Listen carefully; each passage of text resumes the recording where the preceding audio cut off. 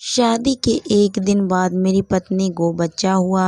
ये देखकर मैं अपनी पत्नी को तलाक देना चाहता था। आज मेरे छोटे भाई की शादी थी। वो बहुत ही खुश लग रहा था। मेरे दिल में भी शादी का ख्याल आया, क्यों न मैं भी अपना घर बसा ही लूं, क्योंकि मैं अच्छा खासा कमाता था, जबकि मेरा छोटा भाई मेरे पास ही काम करता था और उम्र में मुझसे 10 साल छोटा था। मैंने अगले ही दिन माँ से बात की और बोला, माँ मेरी भी शादी करा दो। 36 साल का तो हो चुका हूँ, यूं ही उम्र बीत जाएगी तो हाथ मलता रह जाऊंगा। माँ जोर जोर से हंसने लगी और बोली, गौरव तुम्हारे मन में शादी का विचार कहाँ से आया, और अभी जल्दी भी किस बात की है? अभी तो गोपाल की शादी है। अभी इस शादी में बहुत ज़्यादा खर्चा हुआ है, ऐसे में दूसरी शादी कैसे मुमकिन हो सकती है? मेरे चेहरे पे चिंता की लकीर साफ झलक रही थी। मैं बोला, गोपाल से बड़ा मैं था। रीति रिवाज के मुताबिक आप मेरी शादी पहले करती, लेकिन आपने मेरे बारे में नहीं सोचा। अब मैं अपनी फिक्र ना करूं तो क्या पड़ोसी मेरी फिक्र करेंगे? माँ के चेहरे पे हर वक्त मुस्कुराहट ही झलकती रहती थी। अब भी वो मुस्कुराकर बोली, क्यों फिक्र करता है मेरे बच्चे? तुम देखना, मैं तुम्हारे लिए बहुत जल्द कोई अच्छी सी लड़की ढूंढ निकालूंगी। गोपाल की शादी तो मैंने इसीलिए की है क्योंकि वो ठीक से कोई काम धंधा करता नहीं है।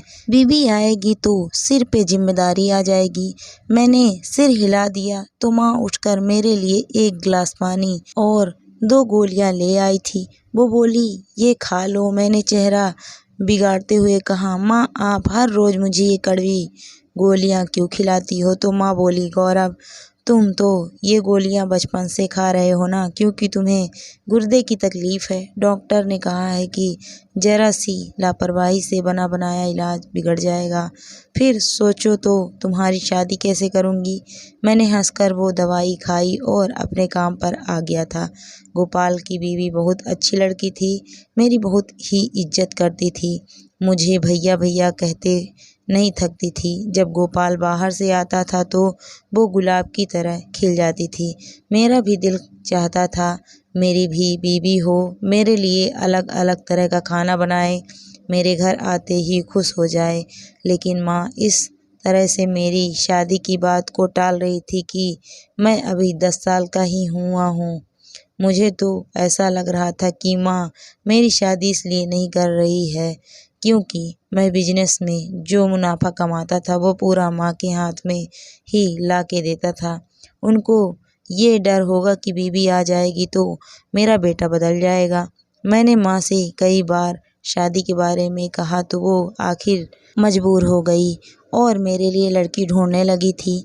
बहुत लड़कियां देखने के बाद माँ को मानसी नाम की लड़की पसंद आ गई थी। माँ ने मुझे उसकी तस्वीर दिखाई तो मैं खुशी से उछल ही पड़ा था। वो इतनी हसीन थी कि कोई जवाब ही नहीं था। मैंने माँ को हाँ कर दी तो मेरी शादी की तैयारी भी शुरू हो चुकी थी। सोच सोच कर ही दिल खुश हो जाता था कि मानसी मेरी बीवी बनकर इस घर में रहेगी और मेरा ख्याल भी रखेगी। शादी का दिन आया तो मेरी खुशी का कोई ठिकाना ही नहीं था। गोपाल मुझसे कहता था, भैया अपनी आज़ादी को इस तरह कुर्बान मत करो, बीबियां आज़ादी कैद कर देती हैं। दूर बैठी गोपाल की बीबी उसे घूर कर देखती तो वो मजाक में हंस देता था। हम बारात लेकर पहुंचे तो दुल्हन बन के सजी मानसी को मेरे साथ बिठा दिया गया था। वो बहुत ही खूबसूरत लग रही थी। शादी की रस्म पूरी हो गई और फिर दुल्हन की विदाई का समय हो गया और हम घर वापस आ गए। मुझे मेरे चचेरे भाइयों ने घेर लिया। रात होने लगी थी मगर उन्होंने मुझे दुल्हन के कमरे के अंदर जाने की इजाज़त ही नहीं दी। रात को 10 बजे माँ ने सभी को घर भेज दिया और मुझे भी मेरे कमरे में भेज दिया था। मैं कमरे में गया तो मानसी सुहागन के पल्लू में मेरे इंतजार में बैठी हुई थी। मैं उसके पास गया तो वो रोते हुए बोली, पिछले 2 घंटे से मेरे पेट में बहुत जोर का दर्द हो रहा है। अब दर्द बर्दाश्त नहीं हो रहा है। आप भगवान के लिए मुझे अस्पताल लेकर चलिए। मुझे मानसी के ऊपर बड़ी दया आई। मैं उसे संभालते हुए बाहर लेकर आया। अस्पताल में लेकर गया तो डॉक्टर ने इमरजेंसी में डिलीवरी वार्ड में दाखिल कर लिया था। ये देख के मैं हैरान हो गया कि ये सब क्या हो रहा है? लगभग 4 घंटे मैं यहीं बैठा था। तभी नर्स आकर बोली, मुबारक हो, आपके घर बेटा पैदा हुआ है। ये बात मेरे लिए बर्दाश्त के बाहर थी। ऐसे कैसे हो सकता था? इतना बड़ा धोखा। वो नर्स मेरे तरफ देखकर बोली, आपकी बीबी आपसे मिलना चाहती है। मैं नर्स के पीछे पीछे चल पड़ा था। बेड पे मानसी आराम से लेटी हुई थी। मेरा दिल कर रहा था कि थप्पड़ मार मार कर इसकी जान ही निकाल दूं। मैं बोला, मानसी, किसका गुनाह लेकर तुम मेरे घर आ गई हो? तुम्हें जरा सी भी शर्म नहीं आई इतना बड़ा धोखा देते हुए? हाँ, लेकिन तुम बेफिक्र रहो। मैं जानता हूँ कि तुम जैसे धोखेबाजों से कैसे निपटा जाता है। मैं तुम्हें अभी तलाक दे के आज़ाद कर देता हूँ। मेरी ये बात सुनकर मानसी के दिमाग में बिजली सी दौड़ गई थी। वो उठ के मेरे पास आई और मेरे कदमों में बैठकर रोने लगी और बोली, मुझे इस तरह अपनी ज़िंदगी से बेदखल मत कीजिए। मैं जानती हूँ मुझसे बहुत बड़ा गुनाह हुआ है, लेकिन आप मुझे इस तरह धुतकार देंगे तो मैं कहाँ जाऊँगी? आप मुझे सिर्फ 1 हफ्ते का समय दे दीजिए, तब तक मैं अपने ठिकाने का इंतज़ाम कर लूँगी। गौरव, अगर आज आपने मेरी इज्जत बचा ली तो भगवान आपकी मदद करेगा। मानसी के इन शब्दों ने मुझे हिला कर रख दिया था। हम अपने रोज़ की ज़िंदगी में कितना ही गुनाह करते हैं, लेकिन भगवान उस पे पर्दा करके हमें बदनामी से बचा लेता है। तो मैं कौन होता हूँ अपनी बीवी को यूँ सरेआम बदनाम करने वाला? मैं बोला, ठीक है मानसी, 1 हफ्ते का वक्त है तुम्हारे पास। मानसी रोते हुए हंस दी। फिर बोली, गौरव, आप कभी भूल कर भी बेटे की शक्ल मत देख लेना, नहीं तो गजब हो जाएगा। अब भला मुझे बीवी के बच्चे से क्या मतलब था जो मैं उसकी शक्ल देखते रहता? इसीलिए मैंने मानसी से वादा कर लिया। तो वो बिल्कुल बेफिक्र हो गई थी। अब सबसे ज़्यादा डर मुझे अपने घर वालों के सवालों का था कि भला उनसे क्या कहूँगा। शादी के पहले रात ही मेरे एक बच्चा कैसे पैदा हो गया? मानसी शायद मेरी सोच में डूबी शक्ल देख के समझ चुकी थी, इसीलिए वो बोली, गौरव, आप घर वालों की बिल्कुल भी परवाह मत कीजिए, उन सबको मैं संभाल लूँगी। मानसी की डिलीवरी नॉर्मल हुई थी, इसीलिए डॉक्टर ने उसे डिस्चार्ज दे दिया था। हम दोनों सुबह जब घर पहुँचे तो लिविंग रूम मेहमानों से भरा हुआ था। सब हमें देखकर चौंक गए थे, जबकि फिक्र से मेरा हाल बुरा हो चुका था। माँ जल्दी से आगे बढ़ी और बोली, क्या बात है गौरव, तुम लोग कहाँ गायब हो गए थे? मानसी आगे बढ़ी और बोली, माँ जी, रात को अचानक मेरा पानी पूरी खाने का मन हो गया था। मैंने गौरव से जिद की तो वो मुझे अपने साथ ले गए। फिर हम गार्डन चले गए तो गार्डन के पिछले हिस्से में हमें नवजात शिशु की आवाज़ आने लगी। हमने जल्दी से आगे बढ़कर देखा तो ये नन्हा सा बच्चा चादर में लिपटा हुआ बहुत ज़ोर ज़ोर से रो रहा था। मैं इसे अपने साथ घर ले आई हूँ। लिविंग रूम में मौजूद सब लोगों को मानो जैसे सांप सूंघ गया था। माँ आगे बढ़ी और उन्होंने मानसी की हाथ से बच्चे को ले लिया और बोली, गौरव, तुम जानते हो ना, यूँ मिलने वाले बच्चे गुमनाम बाप की निशानी होते हैं।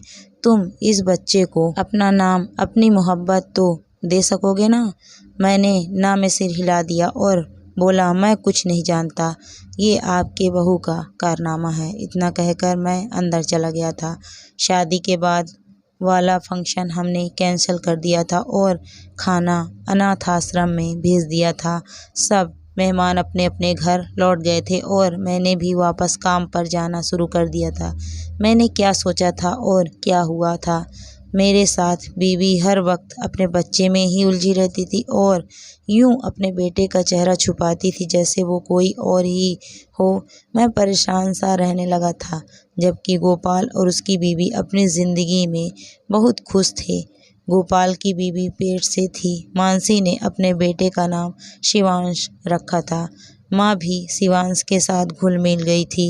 वो अक्सर मुझे समझाया करती थी, गौरव, अगर दिल बड़ा करके इस बच्चे को घर ले ही आए हो तो इससे यूं दूरी मत बना के रखो। नेकी करने के बाद उसे दरिया में मत डालो। मैं माँ की बातों को एक कान से सुनकर दूसरे कान निकाल दिया करता था। मैं कपड़े की एक बहुत बड़ी फैक्ट्री चला रहा था। गोपाल को भी मैंने उसी फैक्ट्री में काम पे रखा था और कुछ महीनों से मेरा काम इतना अच्छा नहीं चल रहा था, मगर अब तो जैसे काम से फुर्सत ही नहीं मिलती थी। मुझे लगने लगा था शायद ये सब उस बच्चे के आने की वजह से हुआ है। मानसी का ये बच्चा बहुत अच्छी किस्मत वाला है। मैं अब मानसी को वापस जाने को भी नहीं कहता था कि कहीं फिर मुझे धंधे में नुकसान ना सहना पड़े। मेरा दिल कहता था मैं मानसी और उसके बच्चे को अपना लूं, मगर दिमाग इस बात के लिए राजी नहीं होता था। मैं इस किस्म की औरत के साथ हरगिज आगे की ज़िंदगी नहीं गुजार सकता था, जो शादी से पहले ही बच्चे को जन्म दे चुकी हो। मैं शाम को जब काम से घर लौटा तो मानसी ने रो रो कर बुरा हाल करके रखा था। वो बोली शिवांश बहुत बीमार है, उसे डॉक्टर के पास लेकर जाना है। मैं उन दोनों को डॉक्टर के पास लेकर गया था। डॉक्टर ने दवा दी और घर वापस भेज दिया। बच्चा दवाई पी के सो गया था। मुझे भी नींद आ गई थी। ना जाने मैं कितनी देर यहीं सोता रहता, फिर मेरी आँख शिवांश के रोने से खुली थी। मैं उठ के बैठ गया तो मानसी को उधर इधर तलाश करने लगा, मगर वो कमरे में नहीं थी। मैंने बच्चे को देखा तो वो अपने चेहरे पे पड़े कपड़े की वजह से परेशान हो रहा था। वो उस कपड़े को अपने नन्हे नन्हे हाथों से हटाने की कोशिश कर रहा था, लेकिन वो उसमें कामयाब नहीं हो रहा था। पहले तो मैंने सोचा मानसी को बुला लेता हूँ, मगर फिर ख्याल आया ऐसे छोटे बच्चे से क्या दुश्मनी की उसके चेहरे से कपड़ा भी ना हटा पाऊँ। मगर फिर मानसी की कही हुई बात आज फिर मेरे कानों में गूंजने लगी थी कि बच्चे की शक्ल नहीं देखना, नहीं तो अनर्थ हो जाएगा। मैंने सिर झटक दिया और सोचा जो होगा देखा जाएगा, और मैंने हिम्मत करके बच्चे के चेहरे से कपड़ा हटा दिया था। ये देख के तो मेरे कदमों तले से ज़मीन ही निकल गई थी, क्योंकि वो तो हूबहू मेरे जैसा था। ऐसा लग रहा था जैसे शिवांश मेरी ही फ़ोटोकॉपी हो। इतने में कमरे का दरवाज़ा खुला और मानसी अंदर आ गई। वो मुझे और शिवांश को साथ बैठा देखकर हक्का बक्का रह गई। वो भागती हुई मेरे पास आई और बोली, आपने ये क्या कर दिया? मैं उसकी तरफ देखता ही रह गया और बोला, मानसी मुझे ये बता, ये बच्चा किसका है? तुमने मुझसे शादी से पहले कब और किससे शादी की थी, या फिर शादी के बिना ही जन्म दिया है इसे? मैं एक एक बात जानना चाहता हूँ। मानसी बोली, गौरव आप सच बर्दाश्त नहीं कर पाएंगे। मैं दहाड़ कर बोला, जब मैं शादी के पहले ही रात को जन्म लेने वाले बच्चे को बर्दाश्त कर सकता हूँ तो यकीन मानो मैं कुछ भी बर्दाश्त कर सकता हूँ। मानसी गहरी सोच में पड़ गई और ऐसा लग रहा था कि मानो फैसला नहीं कर पा रही थी कि सच बताए कि झूठ, और फिर हिम्मत करके बोली, गौरव ये आपका बच्चा है। मैं हंस पड़ा और बोला, मानसी मुझे मालूम है तुम जैसी औरतें इसी तरह से जवाब दे के बात को दूसरे पे थोपना चाहती हैं, लेकिन मैं अब कोई भी बकवास बात नहीं सुनूंगा। मैं सब कुछ सच सच जानना चाहता हूँ, और याद रखो अगर तुमने मुझसे झूठ बोला तो मैं तुम्हें तलाक दे दूंगा। मानसी रोने लगी और बोली, गौरव आप मुझ पे यकीन करें, यह सच में आप ही का बच्चा है। मुझे मानसी अच्छी लगने लगी थी, इसीलिए मैंने कभी उसके मर्जी के खिलाफ सवाल नहीं पूछा था। लेकिन आज मैंने ये सवाल पूछ ही लिया था तो उसका झूठ सुन के तो मैं दंग ही रह गया। मानसी तुम एक जीते जागते इंसान पर झूठा इल्ज़ाम कैसे लगा सकती हो?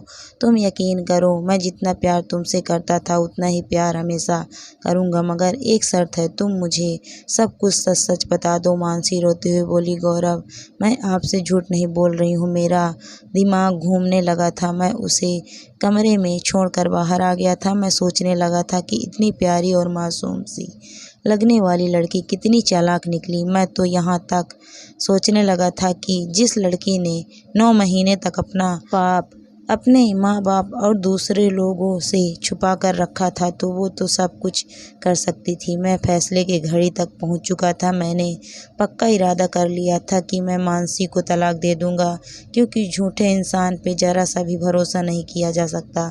लेकिन शिवांश वो मेरे जैसा क्यों था? उसकी शक्ल मुझसे इतनी क्यों मिलती थी? मैं अपनी सारी दोस्तियाँ याद करने लगा था। कॉलेज के ज़माने में मेरी कई लड़कियों के साथ दोस्ती रह चुकी थी, लेकिन असल में तो वो सिर्फ अच्छे दोस्त और कुछ नहीं। अब 5-6 सालों से मैंने किसी लड़की से बात नहीं की थी, फिर ये सब कैसे मुमकिन हो सकता है? ये भी तो हो सकता था कि मानसी सच ही कह रही हो, मगर कैसे?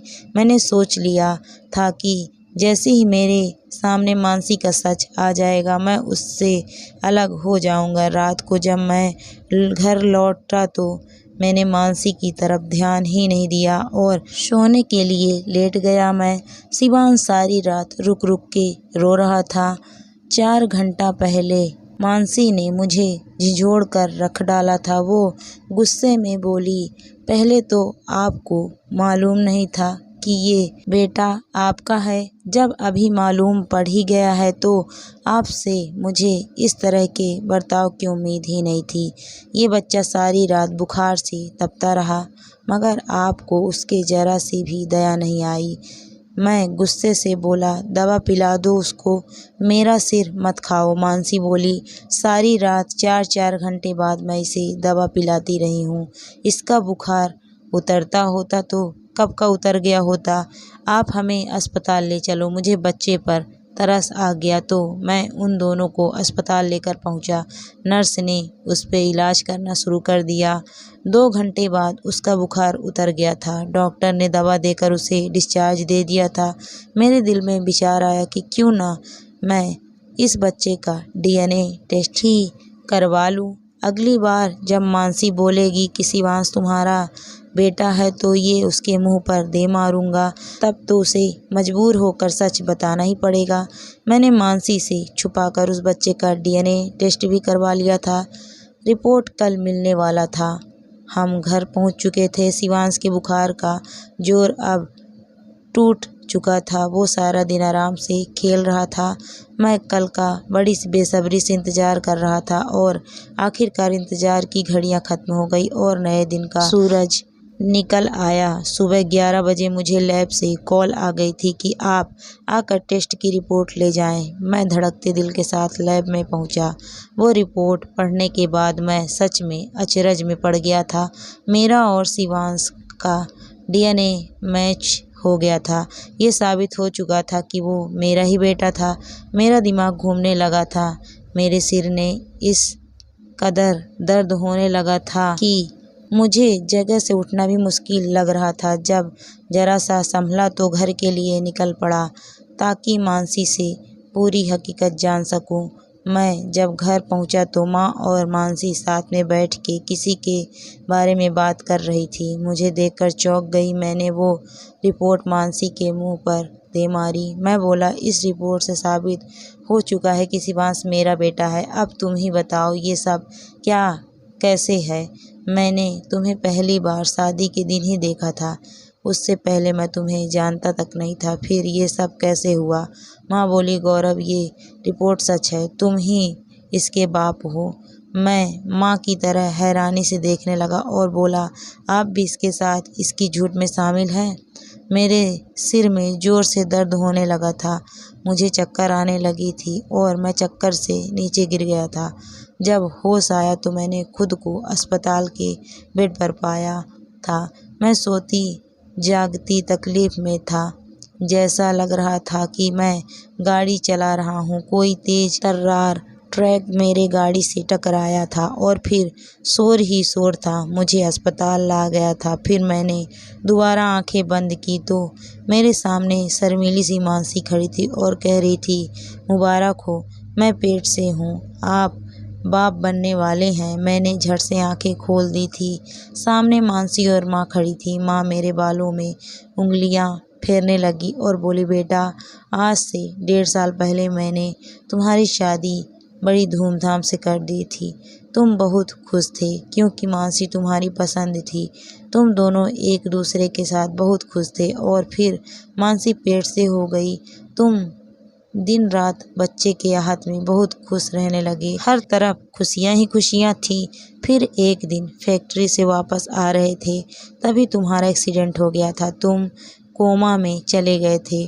तुमने 8 महीने एक लाश की तरह गुजारे थे और फिर तुम भगवान की दुआ से ठीक होकर घर आ गए थे, लेकिन तुम्हारी याददाश्त खो चुकी थी। तुम मानसी को भूल चुके थे।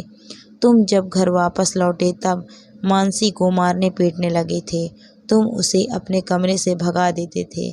उसके लिए ये मारपीट अच्छी नहीं थी क्योंकि वो पेट से थी। उसके बच्चे को नुकसान पहुंचने का खतरा था और फिर तुम्हारी तबीयत भी इसकी वजह से ठीक ना होती, इसलिए मैंने मानसी को उसके मायके भेज दिया।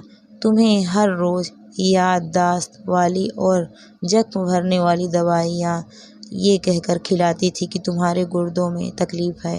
हालांकि तुम तो बिल्कुल ठीक थे। भगवान की कृपा से तुम बिल्कुल ठीक हो गए।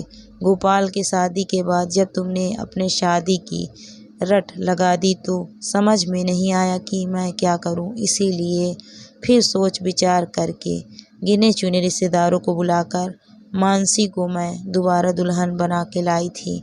उसके बाद फिर मानसी ने मुझे वो सारी फ़ोटोज़ और वीडियो दिखा दी थी जिसमें हमारी शादी हुई थी और मैं कोमा में था और सब कुछ भगवान की मेहरबानी थी जो मैं कोमा से बाहर निकल आया। दोस्तों, कहानी आपको कैसी लगी कमेंट करके ज़रूर बताइए। कहानी अच्छी लगी है तो वीडियो को लाइक शेयर करें। अगर आप मेरे चैनल पर नए हैं तो प्लीज़ मेरे चैनल को सब्सक्राइब भी करें। Thank you for watching my video.